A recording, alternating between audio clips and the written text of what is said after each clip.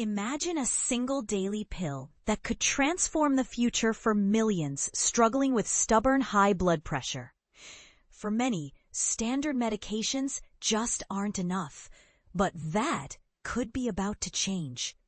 Researchers have unveiled exciting results for a new drug, baxdrostat, that's generating serious hope for patients worldwide whose blood pressure remains dangerously elevated despite other treatments. But here's where it gets controversial. Could this actually be the breakthrough that changes everything? Or is it just another fleeting promise in heart health?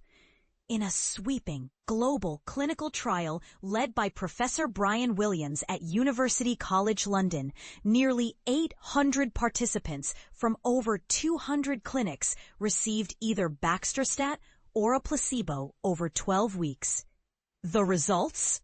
Those on baxdrostat experienced blood pressure drops of 9 to 10 millimeters of mercury, enough to significantly reduce the risk of heart attacks and strokes.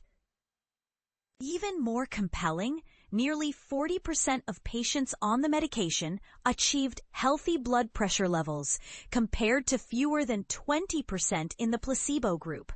This drug, developed by AstraZeneca, acts by blocking an enzyme critical for producing the hormone aldosterone, which plays a direct role in controlling blood pressure and salt levels in the body. Many people don't realize that aldosterone, first identified at UCL back in 1952, has only recently been recognized as a major culprit in hard-to-treat hypertension. And this is the part most people miss.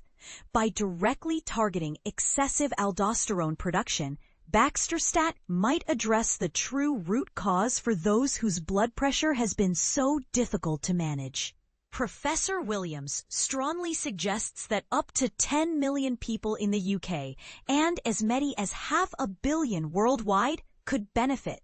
Yet here's a bold thought. Is the medical community too quick to claim that older existing drugs are good enough? Williams points out that despite the multitude of medications available, rates of truly controlled blood pressure remain disappointingly low. For years, we believed more drugs weren't needed because we had plenty. But the reality is, too many patients are still not reaching safe blood pressure levels. New treatments are urgently needed, he insists. The scale of the problem is massive. In the UK alone, about 14 million live with high blood pressure, many without noticeable symptoms, leaving them with increased risk of heart attack, stroke, kidney disease, and even dementia. Many people don't discover their condition until complications arise. What sets baxdrostat apart from older treatments? Unlike medications that only minimize aldosterone's impact, baxdrostat actually blocks its production at the source, bringing elevated levels back down toward what's considered healthy. This approach, Williams explains, is like shutting off a leaky faucet instead of mopping up the floor again and again. As a result, not only does blood pressure fall, but patients may end up needing fewer additional drugs. But here's a question that might spark debate. Is focusing so heavily on this hormone the silver bullet experts hope it will be, or just one part of a much bigger picture? Should doctors rethink their approach to blood pressure control altogether? AstraZeneca is pushing ahead with plans to file for regulatory approval soon. Dr. Sharon Barr, AstraZeneca's head of biopharmaceuticals R&D, describes the findings as a turning point in the battle against one of heart medicine's greatest challenges.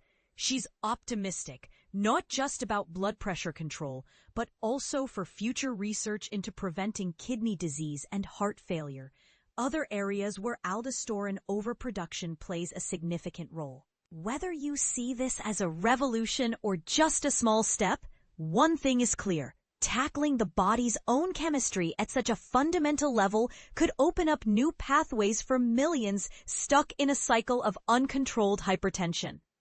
But do you think the hype is justified? Or should we be more cautious about embracing every new pharmaceutical promise? Let's hear your thoughts in the comments. Does this approach excite you? Or do you have concerns about relying on new medication to fix old problems?